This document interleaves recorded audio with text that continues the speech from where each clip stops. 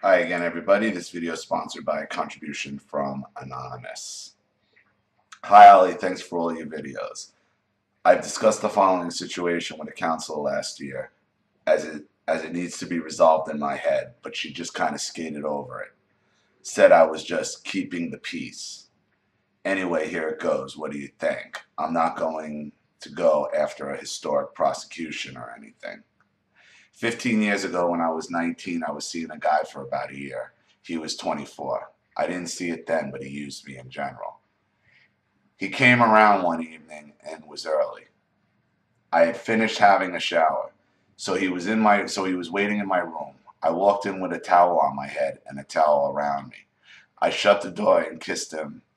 Shut the door, kissed, said hi, and he pulled the towel around me off, got a hold of me, and pushed me over the bed. I was scared this was not like him, so I thought. I didn't want to have sex at the moment. The towel on my head had come off when he pushed me over, so my hair was all wet in my face and I was face down. I felt embarrassed as my dad and 12-year-old brother, who I lived with were downstairs at the time. I didn't want to make noise. My mother is a narc who left before my dad was a victim of her. This situation popped up in my head last year when I saw an ad on TV for Jess Glynn's album called I Cry When I Laugh.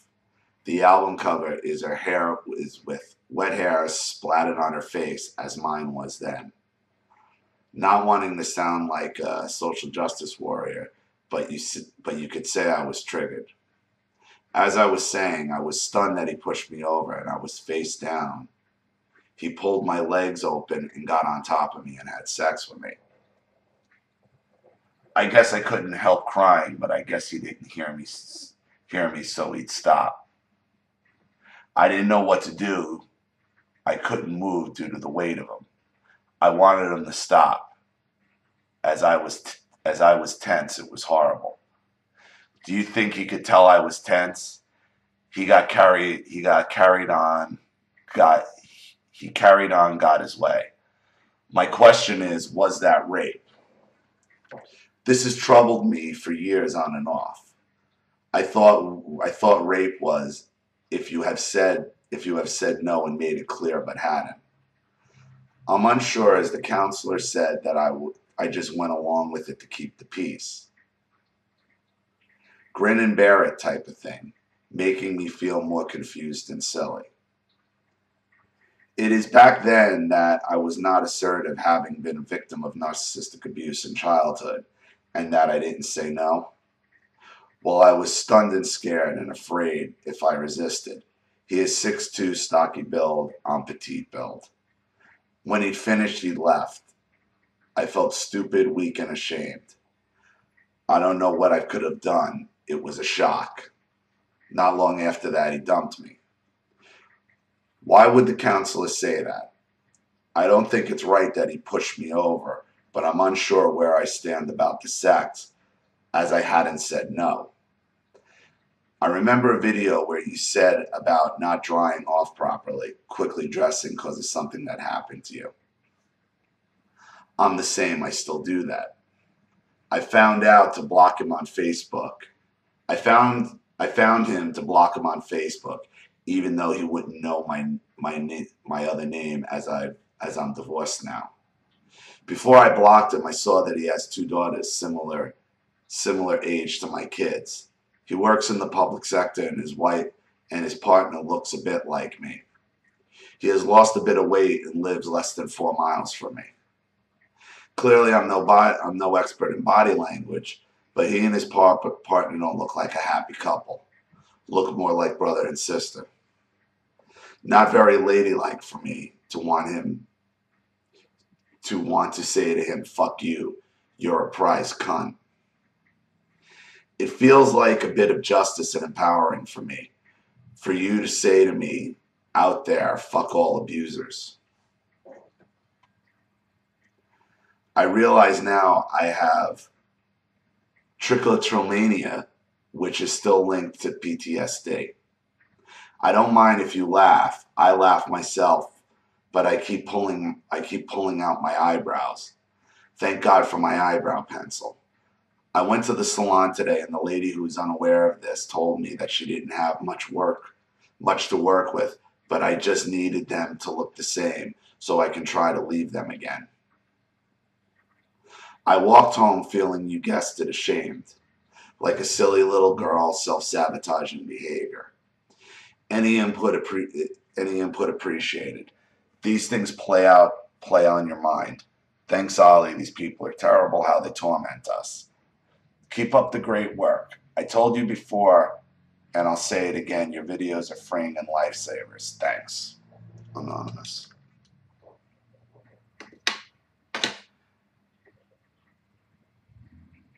To your question of whether or not that is rape, I don't know. It's not anything you'd ever be able to prove in court. It wouldn't even. I'm not saying that you didn't feel that way, but the legal term, no, it's definitely not legally rape. In reality, is it? It's really hard to say.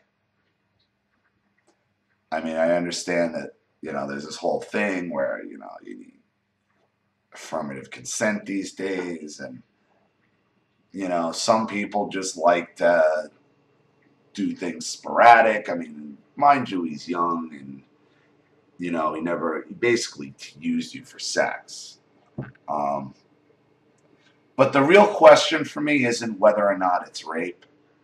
The question is why you were afraid to scream out or call out for help. If your father and brother were home and you felt like you were being violated, you didn't feel safe enough to call out for help from your father. That's your real issue. You don't feel safe enough around you didn't feel safe enough in your own house, in your own room, with your own family sitting there for something sexual you didn't want to have happen to you for you to call out for help. That's the real question that you need to get to the bottom of. So yes, that does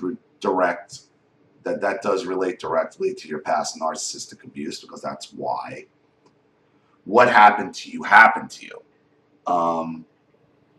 Whether or not it's rape at this point, you didn't want it at that time, and you weren't strong enough to be assertive, to make yourself, make it aware that this isn't what you wanted.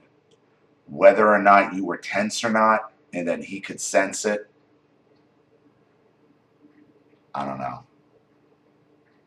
I don't know. As much as I love blowing up narcs, and I can tell you what's in their heads, something like that, I don't know what was in the guy's head. He was probably just a horny young guy looking to get off. Saw you in a towel, all wet, and guys do that with their spouses, girlfriends, stuff like that all the time, and it's mutual, and that's why it's hard to say whether or not it's rape. You felt it was because you didn't want it at the time and you weren't into it. But the question is, why? The real question with the narcissistic abuse is why you weren't comfortable enough to cry out for help from your own dad or brother.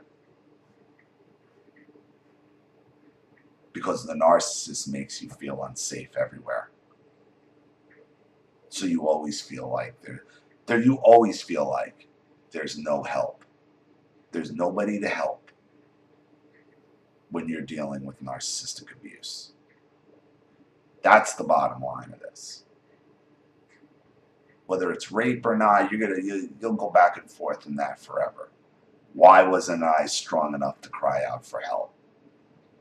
To get somebody to make it stop or get him to stop? That's your question.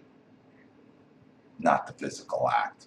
As bad as the physical act was for you, the question is, why not?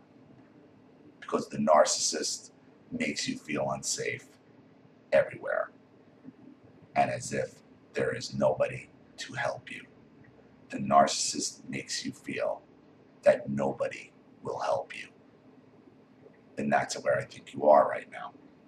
So thank you for your contribution. Thank you for this. Thank you for the story. I really appreciate it. Thank you to everybody watching. Please leave any comments or opinions in the comment section below.